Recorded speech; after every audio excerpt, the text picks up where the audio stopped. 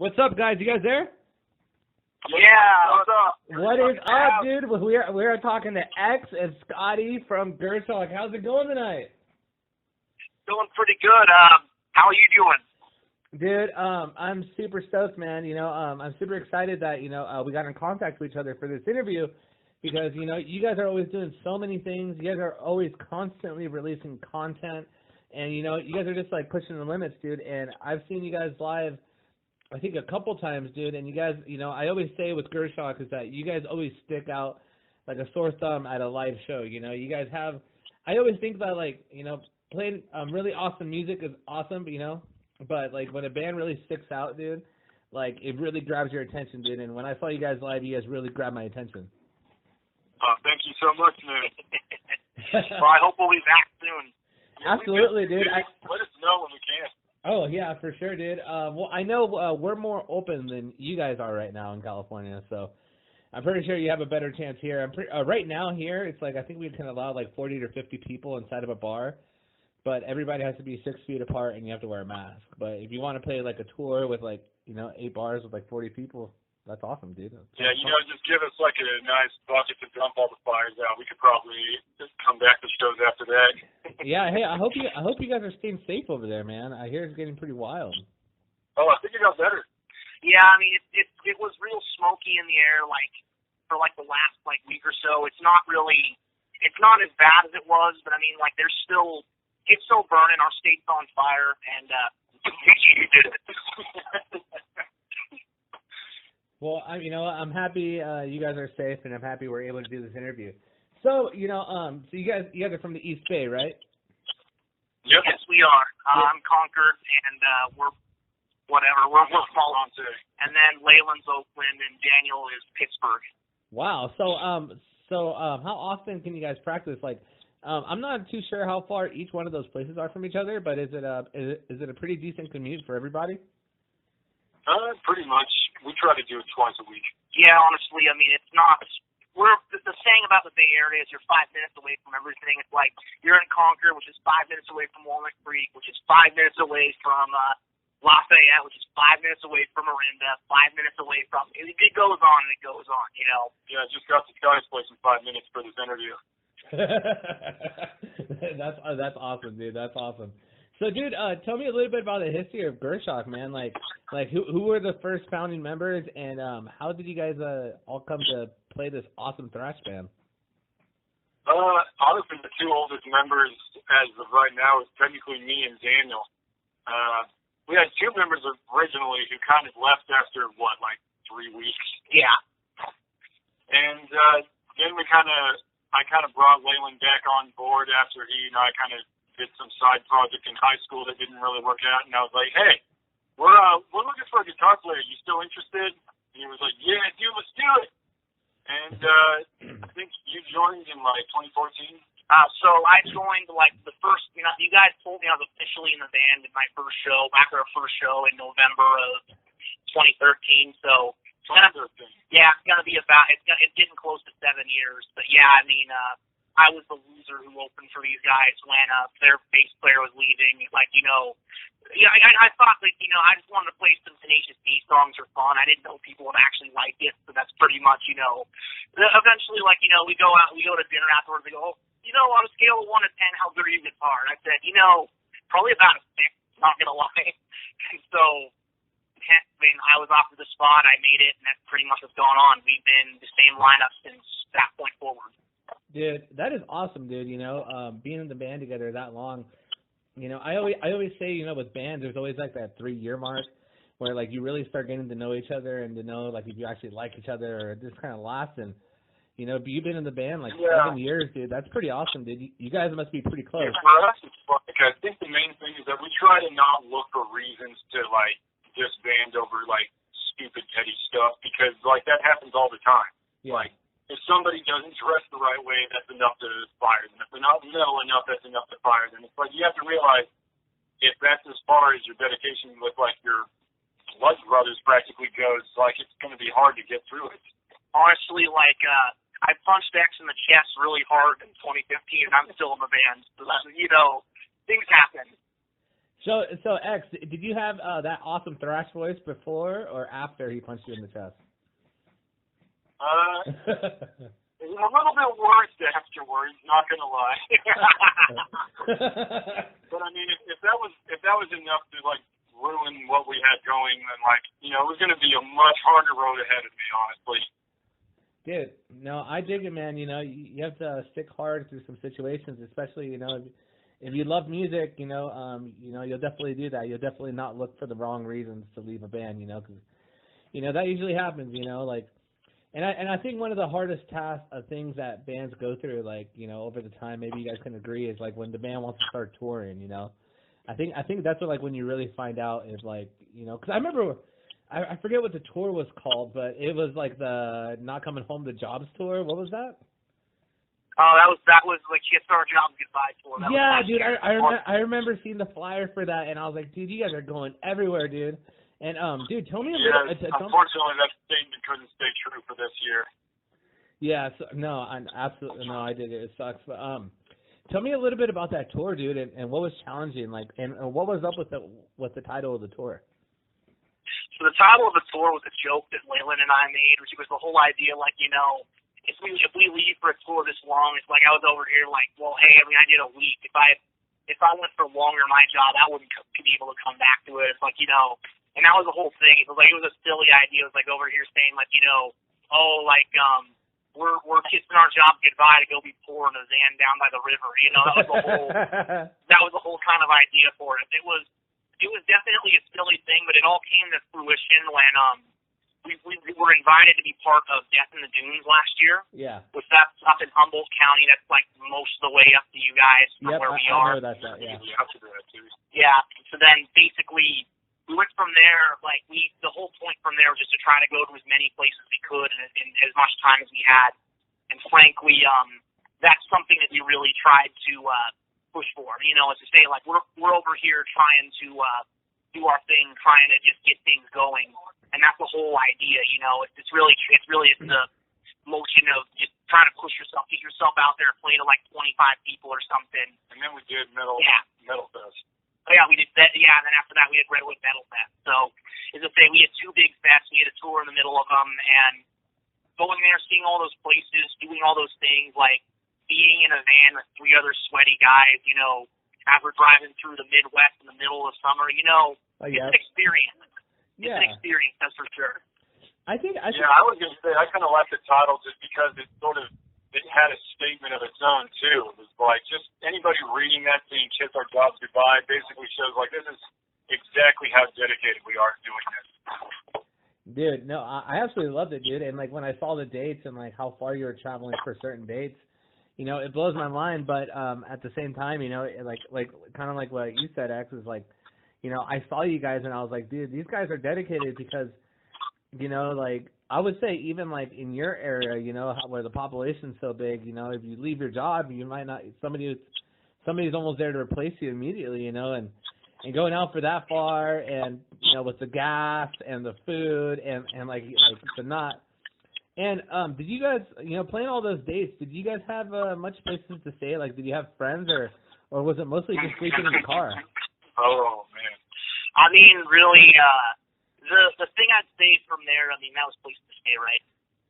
There was some places, yeah. I think we ended up couch surfing quite a bit. I mean, frankly, when we were out and we just camped out for the first night because that was a big everybody's camping out for the festival, and that was fun. And we got fun for you, maybe. And I had fun bikes too. So I had to stay in a 2-person tent with Wayland, and he had a 1.5-person size air mattress. I was just kind of rolled up against the side of the tent like a log.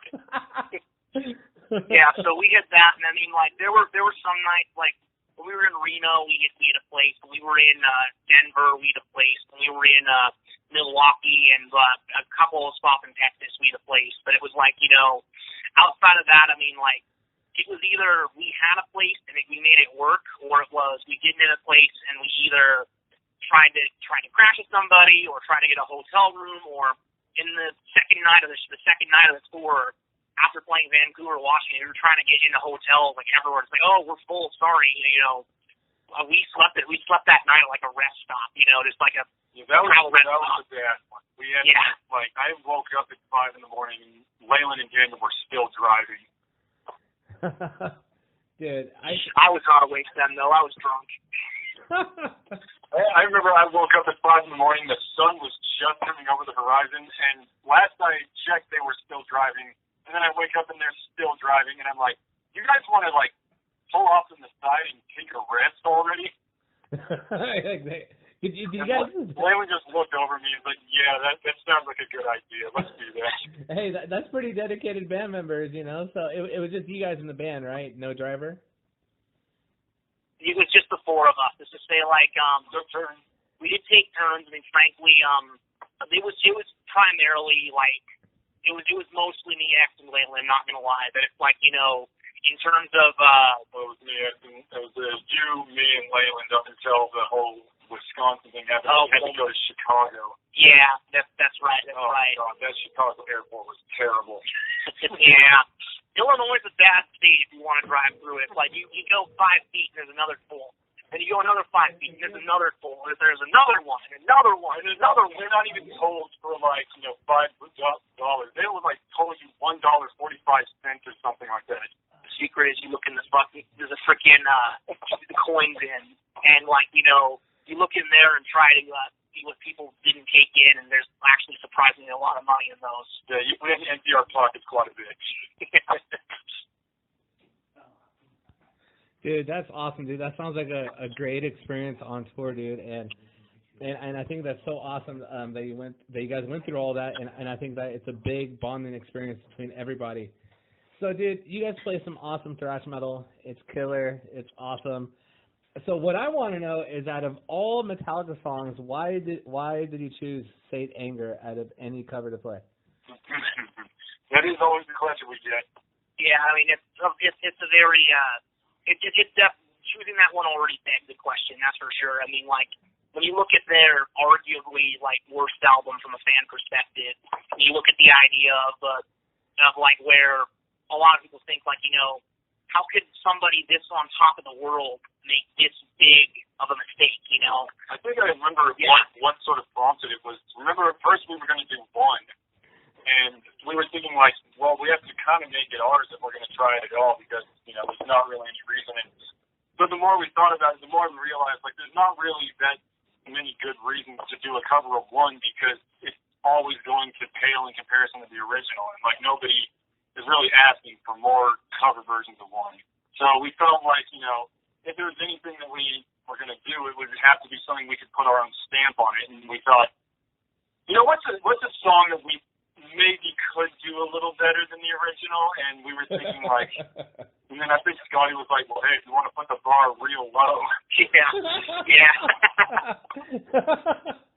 Dude, but dude, honestly though, like it was a challenge, that's for sure. Oh God, it was an 11-month challenge. You guys been working on the songs for 11 months? Yeah. Dude, it sounds like it, dude. It's killer, man. That song, I think we learned that song might actually be cursed. Tell me why.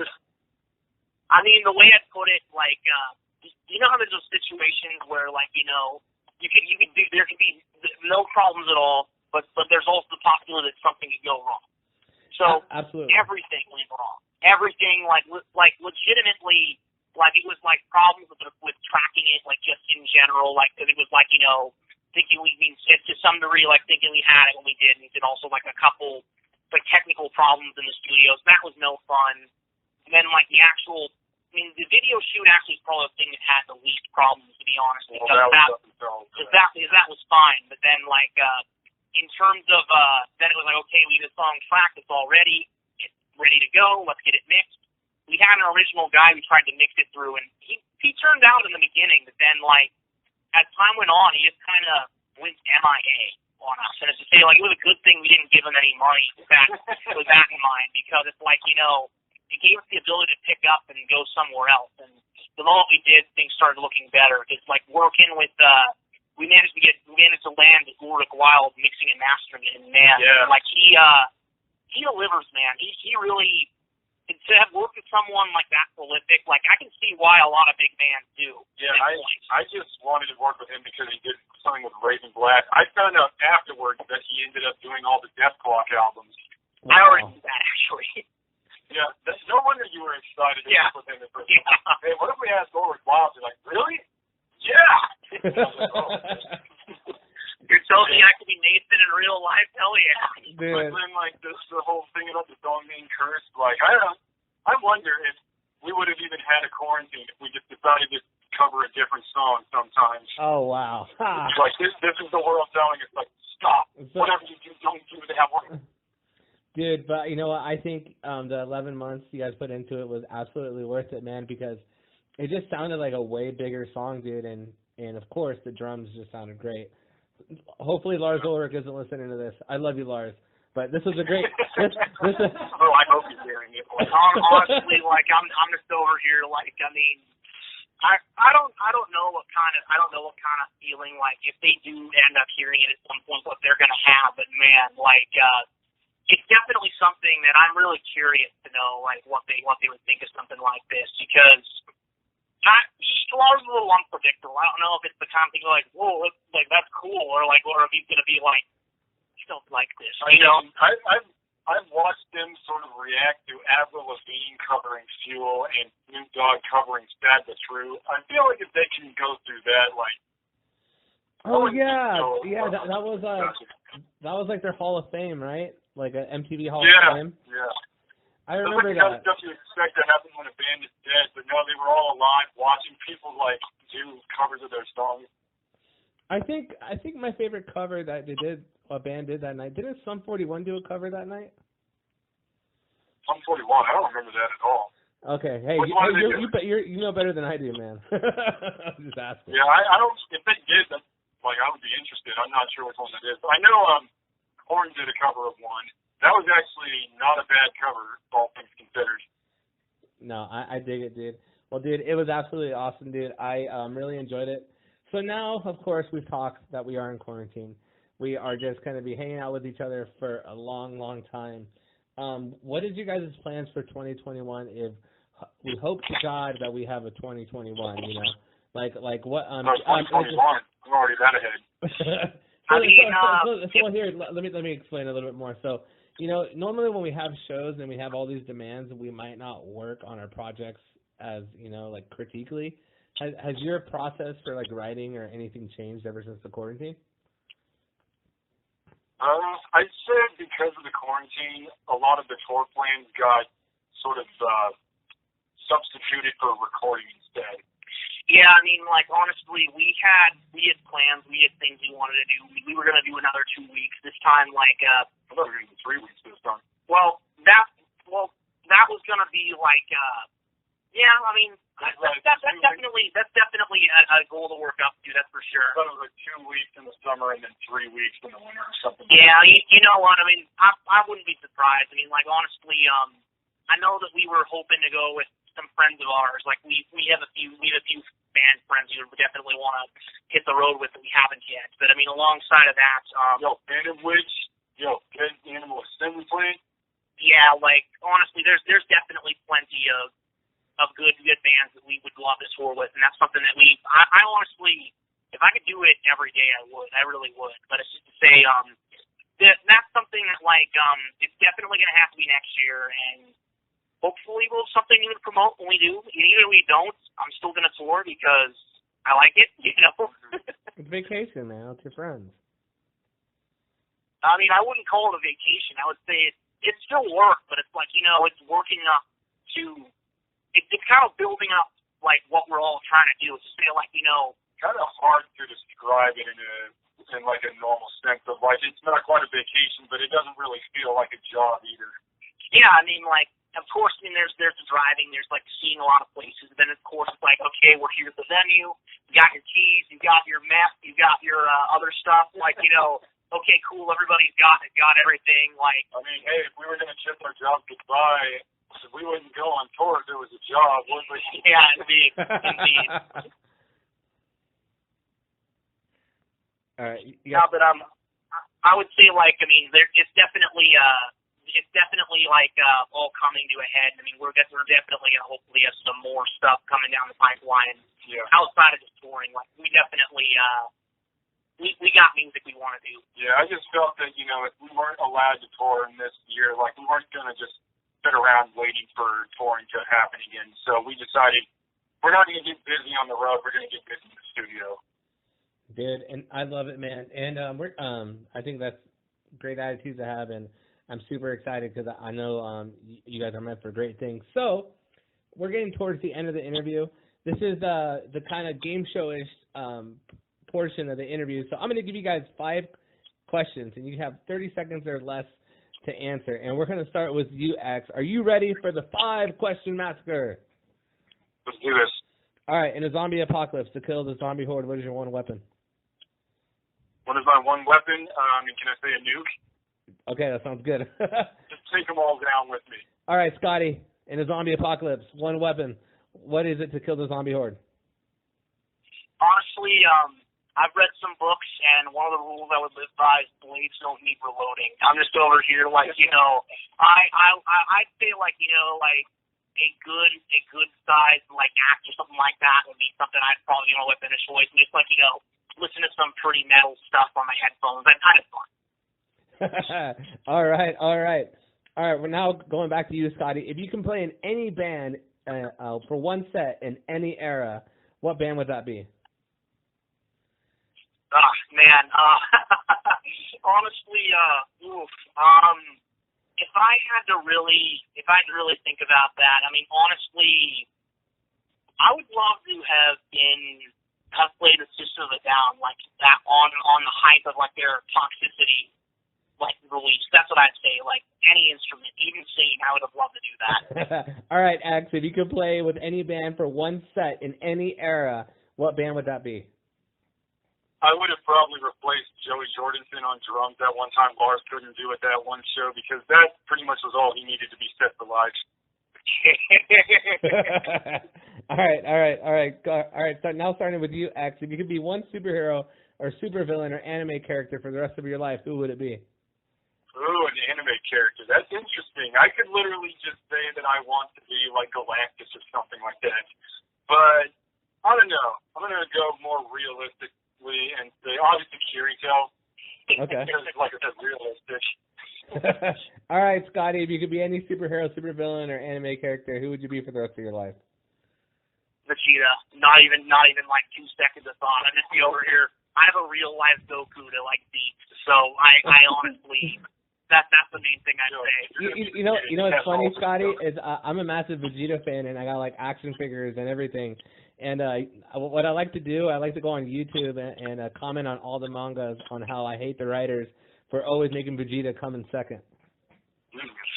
Yeah, I would, for Revenge of F, I would totally agree with you. It's weird that you want to be Vegeta, but you call him Goku.